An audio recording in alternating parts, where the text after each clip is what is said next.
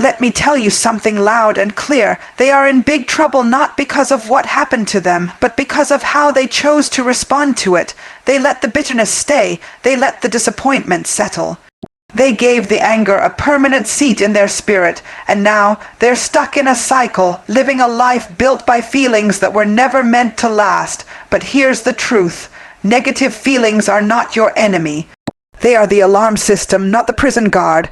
They were never meant to define you, only to refine you. Somebody needs to hear this. You are not broken. You are not behind. You are not disqualified. You are becoming, but you've got to stop letting temporary emotions shape a permanent identity.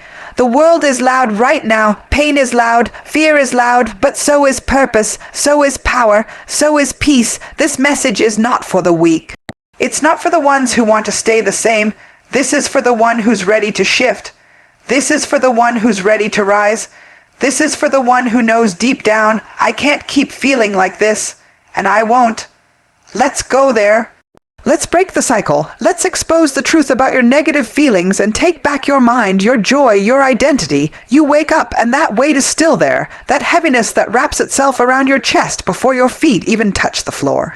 It's not physical, but it's very real. It sits in your spirit, whispers through your thoughts, and shows up in your energy. That feeling of not enough, of anger you can't explain, of sadness that seems to echo louder when everything gets quiet. You smile at people, you answer the calls, you do what's required, but deep down, you know you're not okay. You've been living like that for a while, haven't you? Here's what most people do when negative feelings show up. They panic. They numb, they push them down or try to outrun them by staying busy, distracted, or unavailable. But here's the truth that nobody told you growing up. Negative feelings are not your enemy. They are not punishments, they are not curses, and they are certainly not your identity. They are signals, internal alerts, emotional notifications from a part of you that wants healing. They are not the sentence of your life. They are not the final word. They are the invitation to transformation. But the danger, the trouble is when people don't understand this. See, when someone doesn't know that their negative emotions are signals, they start to build their life around what they feel instead of what they're called to. They let the disappointment of a relationship define their view of love. They let the failure of a dream color their faith in possibility. They let a moment of rejection convince them that they're unworthy of connection. That's how strong negative emotions can be when you don't interpret them properly.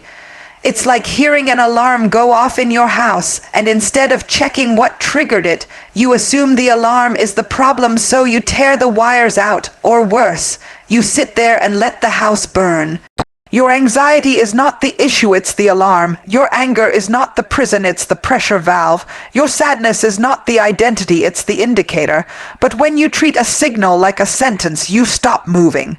You stop growing, you stop believing there could be more, and some of you have been living in that stillness so long, you've mistaken it for peace. But real peace isn't passive. Real peace isn't numb.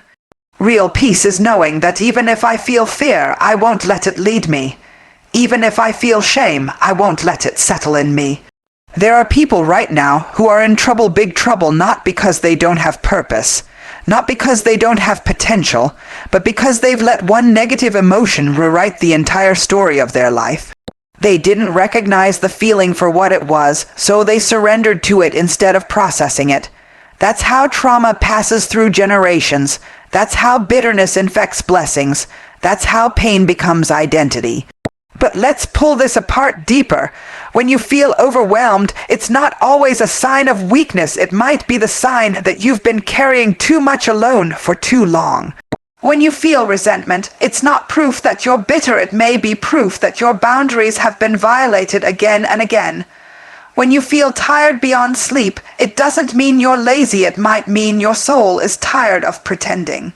You don't overcome negative emotions by pretending they don't exist. You overcome them by listening to what they're telling you and then deciding consciously what to do with that message. Now here's where it gets spiritual.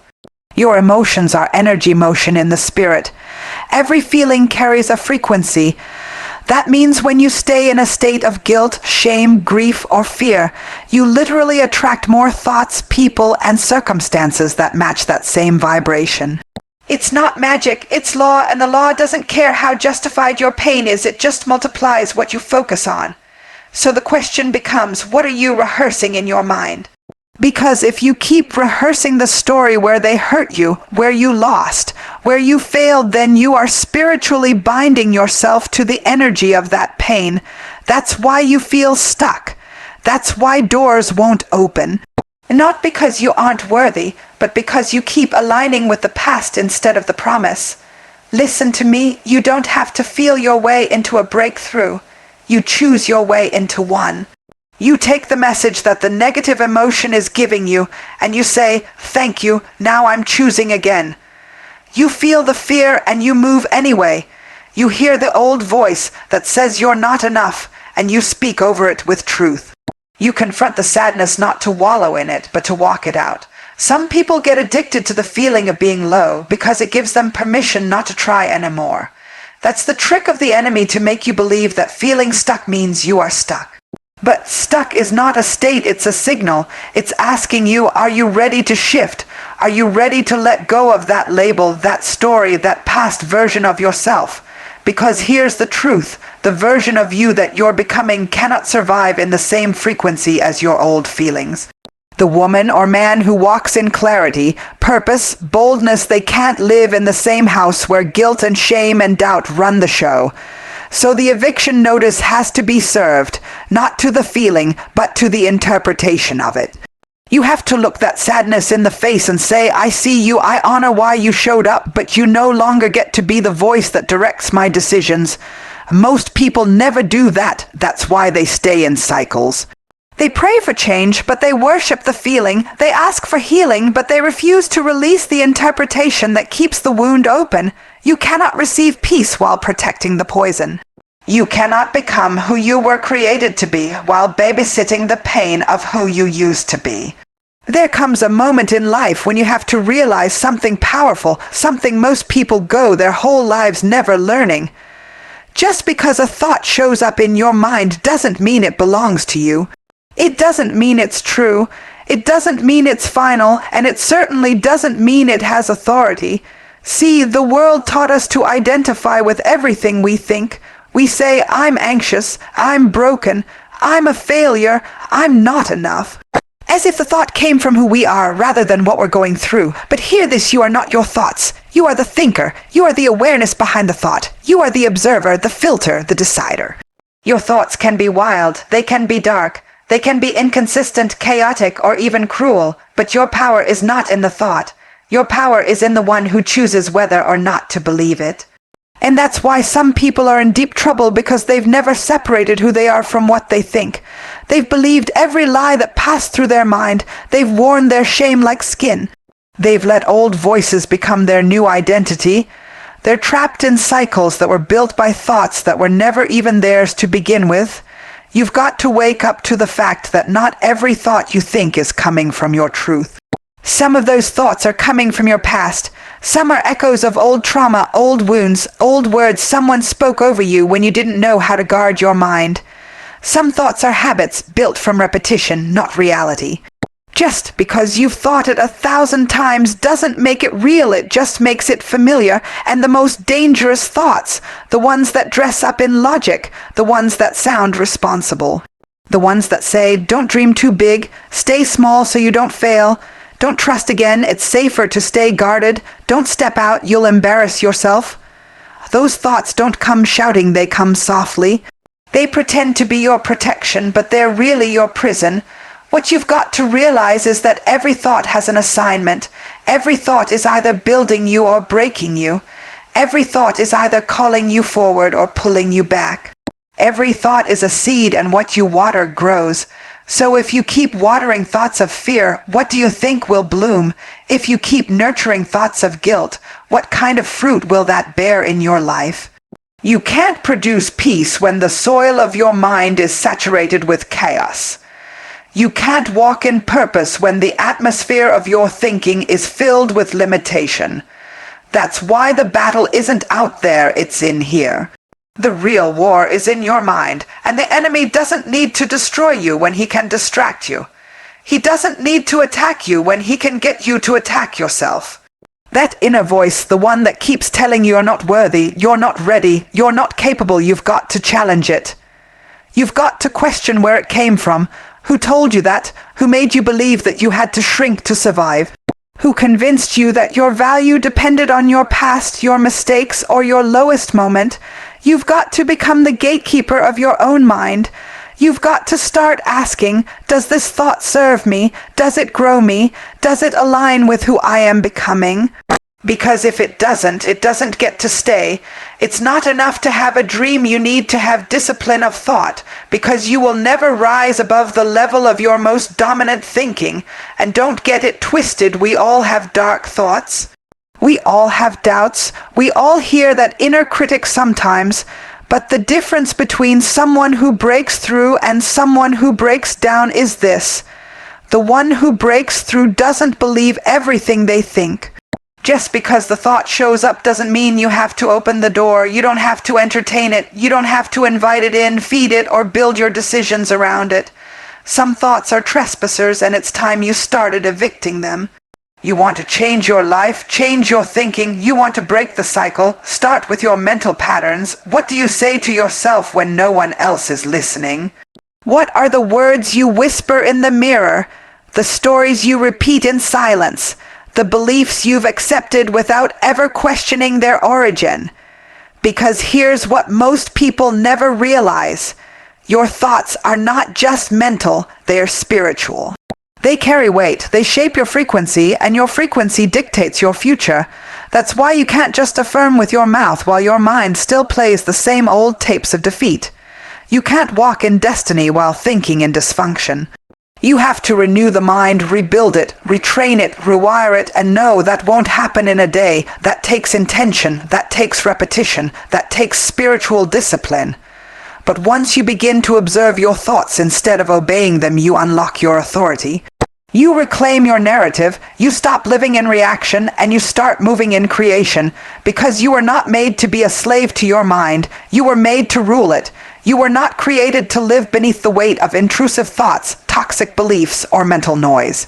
You were created with the power to choose, to discern, to redirect, and to create new thoughts that align with your calling, that align with your healing, that align with your higher self. There is a part of you that is deeper than your thoughts. It's the part that prays even when it's tired. It's the part that dreams even when it's wounded. It's the part that shows up for your life even when the mind tries to convince you it's not worth it. That part of you, the thinker, the creator, the spiritual being, is who you really are, and it's time that part starts leading. There's a reason some people feel stuck, lost, and broken, and it's not because life is unfair or that they lack the ability to rise. No, they're in trouble because they allowed one moment of pain to define a lifetime of choices. They allowed one betrayal to dictate how they love. They let one failure become their forecast. One heartbreak became their home. One rejection rewrote the rhythm of their entire self-worth. They stopped dreaming, they stopped reaching, they stopped believing in what could be, all because of something that already was. See, when you don't understand how to interpret your emotions, they become dictators instead of indicators. When pain shows up and you don't know how to process it, it becomes your lens. It colors how you see people, how you see yourself, how you see God, how you see opportunity. And slowly, piece by piece, you stop living in expectation and you start living in defense. You start protecting yourself from the very future you were called to walk into. You were never meant to build your destiny around a temporary feeling, but that's what happens when you don't heal. You start filtering your future through the fear of the past. You start anticipating pain instead of preparing for purpose. You stop showing up for your own life because some voice told you that if it didn't work back then, it won't work now. That's not truth, that's trauma talking. That's an old wound trying to sound wise. That's fear in disguise, and make no mistake that feeling will sound so convincing. It'll say, don't open up again, remember how it ended last time. Don't try that business, look at how you failed. Don't love them, you know what happened when you trusted before. And without realizing it, you'll start living according to old chapters. You'll start applying old pain to new opportunities. And that's when you know you're in trouble, not because life is hard, but because your emotions are steering the ship. Let me be clear, feelings are real, but they are not always right. They can be intense. They can be loud, they can even be justified, but if you let them take the wheel, they will drive your destiny into a ditch. You cannot create a new future from the energy of an old wound. You cannot build joy on top of unresolved bitterness. You cannot walk by faith while holding hands with fear. Some of you are exhausted not because of what life is doing to you, but because of the inner war between what you feel and what you know. You know you're called to greater, but you feel like a fraud. You know God has a plan, but you feel disqualified. You know there's more for you, but you feel like it's too late. That inner conflict between what you feel and what is true, that's where your peace gets robbed. And this is how the enemy keeps people bound, not with chains on the body, but with emotions that hijack decisions. The enemy doesn't always need to stop you, he just needs to get you to stop yourself. If he can get you to believe that the pain from yesterday is proof that tomorrow won't work, then you'll build your entire life around fear disguised as wisdom, and you'll call it being realistic, when in truth you're just scared to be disappointed again. It's dangerous when people start treating emotional residue like prophecy. I feel unworthy, so I must be. I feel tired, so I must not be built for this. I feel alone, so maybe I'm not meant for connection. No. Just because the emotion visits you doesn't mean it owns you. That's the deception. Feelings feel final, but they are not the authority. You've got to start checking what voice is influencing your vision. And let's be honest, sometimes it's easier to let the feeling lead. It's easier to stay guarded than to risk heartbreak again. It's easier to quit than to hope and fail. It's easier to numb than to sit with the discomfort. But hear me, easy isn't healing, avoidance isn't deliverance, numbness isn't transformation. If you want to break free, you've got to stop making decisions from the emotional residue of who you used to be. You've got to rise above what you feel and remember what you know. You know that pain didn't kill you, it shaped you. You know that failure wasn't your end, it was your foundation. You know that emotion is valid but not sovereign. And when you live from what you know, not just what you feel, you begin to reclaim authority over your own future. Too many people are emotionally time traveling, living in today but emotionally stuck in 2018. Talking about vision, but still bound by something someone said in childhood. They're building a new season with broken bricks and wondering why the foundation won't hold. You can't take old fear into a new blessing. You can't walk into new territory with the same limited emotional blueprint.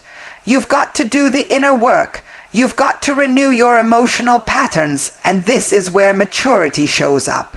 Maturity is not the absence of negative emotions, it's the ability to feel them without being led by them. You can feel fear and still act in faith. You can feel doubt and still speak life. You can feel the weight and still show up like the warrior you were created to be. Because maturity says, yes, this feeling is present, but it is not permanent. It does not get to make decisions for me. This world will tell you to follow your feelings, to do what feels right. But what feels right is often what's familiar, and familiar is not always healthy. Healing requires you to go beyond what's familiar, to break patterns, to override the old emotional defaults, to stop asking your feelings for permission to rise. You don't need to feel ready to be ready. You don't need to feel healed to start walking in healing. You don't need to wait for the absence of fear to step into faith. What you need is to decide that the feeling will no longer be the driver. It can ride in the car, but it no longer gets to hold the wheel. Some people are waiting to feel different before they act different. They're waiting for motivation to fall from the sky, for energy to appear, for confidence to show up and whisper, "Now is the time." They sit in stagnation, not because they lack purpose, but because they've convinced themselves that emotion must come before motion. That change begins with a feeling, but that's not how it works. That's not how transformation happens. That's not how you shift a season, because the truth is, emotion follows motion. The feeling comes after the action. The energy comes after the decision. The breakthrough comes after the movement. If you're sitting around waiting to feel ready, you will stay exactly where you are, spiritually frozen, mentally overwhelmed, emotionally stuck, because nothing moves until you move. There's something powerful that happens when you move in spite of what you feel. When your body says stay in bed, and you stand anyway, when your mind says don't show up, and you walk in the room anyway, when the feeling of defeat tries to weigh you down, but your feet keep walking, your mouth keeps praying, your hands keep building. That's not weakness, that's spiritual strength in motion. That's power that confuses the enemy. That's what disrupts depression. That's what shakes shame to its core, because you cannot think your way out of a pit when your body stays curled up in the dark. You've got to move, you've got to speak, breathe, stretch, walk, sing, declare, because every time you move with intention, your energy starts shifting, your chemistry starts changing, your spirit starts rising. You were not made to be motionless. You were not designed to be a prisoner to your couch, to your overthinking, to your exhaustion. You were created to flow. You were created to move forward. That's why when your emotions feel stuck, your spirit feels suffocated. Because your soul knows what your body forgot, that movement breaks cycles. You don't have to sprint. You don't have to perform, but you do have to move. Even a small step in the right direction can shift the entire vibration of your day. Even a whisper of "I'm still here" can stir power back into your bones, and here's what makes this real. Your body carries memory. It holds the tension of trauma, the residue of fear, the stress of silence. That's why your chest gets tight when you think about that failure. That's why your shoulders sink when you hear that name. That's why you feel exhausted doing nothing, because your body is carrying the weight of unspoken emotions. But motion gives those feelings a way out. When you move with purpose, you tell your body, we're not trapped anymore. You signal to your nervous system, we're shifting. You remind your inner being, this is not where the story ends. People don't realize how powerful their posture is. They slump into sadness and wonder why they can't find hope. They curl into shame and expect confidence to rise, but your body is a prophetic tool. The way you stand speaks, the way you breathe prophesies. The way you walk tells your future how to respond. Don't wait to feel like a warrior before you stand like one. Don't wait for joy to dance until joy finds you. There are some things that don't need more prayer, they need more movement. You've already heard from God. You already know what needs to shift. You already felt the tug in your spirit. Now it's time to walk it out, because faith without works is dead, and feelings without follow through our deception. You can feel inspired all day, but until your feet start walking, nothing changes. You want to shift your mindset. Start with your movement. Change how you sit. Change how you show up. Wake up and make the bed. Go outside and breathe. Put on clothes that remind you of who you're becoming. Speak over your reflection like you believe what heaven says about you, because motion tells the atmosphere, I'm not giving in, I'm not backing down, I'm stepping up even if I feel shaky. And it's not just physical, it's spiritual. Worship is motion, gratitude is motion, speaking life is motion, forgiveness is motion. Every time you choose to bless instead of curse, to give instead of close off, to build instead of break, you're moving in the spirit. And every motion aligned with your higher self multiplies momentum. You don't need 100 steps. Just take the next one. Just break the stillness. Just interrupt the apathy. That's how revival starts, not with a shout, but with a step. And yes, it's going to feel awkward at first. That's okay. Motion isn't about comfort, it's about commitment. It's about saying, I'm not waiting on the feeling is waiting on me. It's about realizing that most of the heaviness we carry comes from what we don't do. The text we don't send, the truth we don't speak, the boundaries we don't set, the risks we don't take. That's where emotional clutter builds up in the inactivity. But once you start moving, clarity begins to flow. Peace finds its way in, energy starts circulating again. The lie is that you have to feel confident before you move. The truth is that confidence comes from movement, from doing the uncomfortable thing, from stretching into the unknown, from showing up, scared but still present. That's where you get stronger, not in the thinking, but in the doing, not in the sitting, but in the stepping. Some of you are one act of movement away from a breakthrough. One decision, one boundary, one workout, one walk around the block, one moment of worship where your body opens up to the spirit again. And when you move like that, even if no one sees it, heaven moves with you. Because motion aligned with purpose activates divine partnership. There is power in your movement. There is deliverance in your motion. You are not stuck. You are not powerless. You are not too far gone. You are not waiting for something outside of you. What you need is already inside. You don't have to fake it. You just have to move and the shift will follow. Faith gets talked about like it's just a religious idea. Something soft, something poetic, something passive, but real faith, true activated mountain moving faith, that kind of faith is not just spiritual, it's strategic. It is a weapon, it is a force, it is a system of movement, not just belief. Faith is not about hoping life gets better, it's about positioning yourself like it already has. Faith is not just something you feel during worship or when the music swells. Faith is what makes you get up when everything in your body tells you to stay down. Faith is what makes you speak light into a space that's still dark. Faith is when you don't have evidence yet, but you build like the answer is already on the way. Faith is the blueprint before the house, the seed before the harvest, the yes before the open door. But here's the problem. Many people treat faith like fantasy. They think it's a mood. They think it's about quoting a verse and waiting for a miracle. But faith isn't just inspiration. Faith is instruction. Faith says, if you really believe this, then act like it. A faith doesn't wait for the signs. Faith becomes the sign. You don't need to feel it to walk in it. You need to align your life with it like it's already done. That's why faith is strategic, because it requires planning, discipline, focus, and action.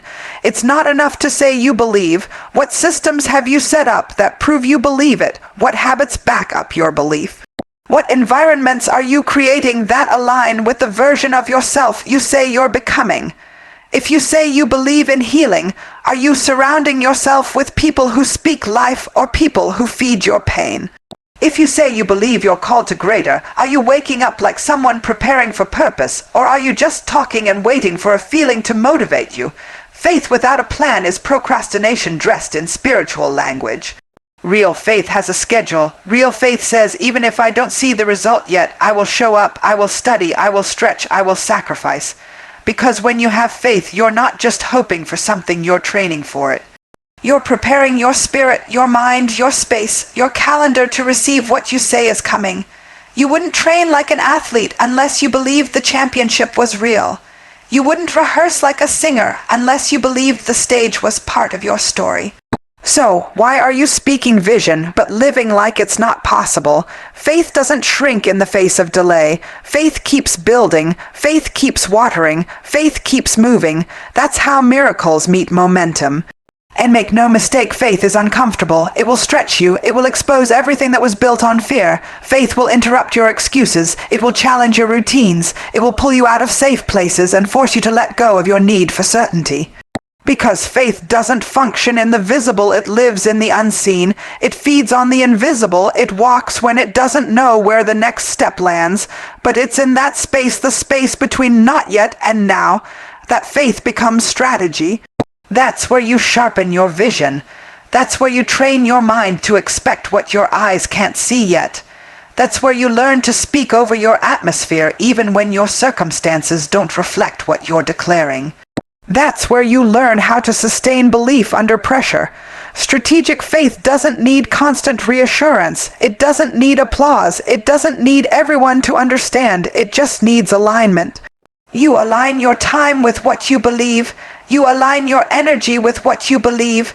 You align your language, your posture, your prayer life, your disciplines with what you say is coming. And when you do that, everything in your world starts shifting to match your decision. You want to know if someone really has faith. Look at their patterns. Look at what they do daily when no one's watching. Look at how they show up when the outcome is still unclear. You can't call it faith if you're still living from fear. You can't say you believe and still structure your life around what you're trying to avoid. Faith doesn't play defense, it plays offense. It doesn't tiptoe, it doesn't whisper. It declares, I'm building like the door will open. I'm preparing like the opportunity will come. I'm healing like wholeness is already mine. And hear this, faith isn't just about big leaps. It's about small daily obedience. It's showing up when it's quiet. It's staying consistent when nobody claps. It's trusting the process when the results are invisible. That's strategic faith. That's the kind of faith that grows roots deep enough to weather disappointment. Because faith without strategy will crumble under delay, but faith that's been disciplined, faith that's been planned, lived out, and embodied, that faith endures. Some of the people in trouble right now are not suffering from lack of talent, they're suffering from lack of faith-driven structure. They have the calling but no container, they have the dream but no system. They've been believing without building, praying without preparing, hoping without habits, and that's why nothing changes. You've got to put feet to your faith. Faith is a verb. It walks, it works, it plans, it prepares. If you're believing for more, your lifestyle has to reflect it. If you're trusting for increase, your decisions need to match it. You don't just wait, you become. You become the version of yourself that's ready to carry what you're asking for. God doesn't pour oil on empty excuses. He pours it on vessels that are positioned, and if your structure can't sustain what you're believing for, then it's time to rebuild. It's time to realign. It's time to stop hoping like a victim and start planning like a victor. That's faith. That's divine strategy. That's how you shift your atmosphere and attract what was already written for your life. Let me know if you'd like to continue into the full conclusion or the final portion of the speech.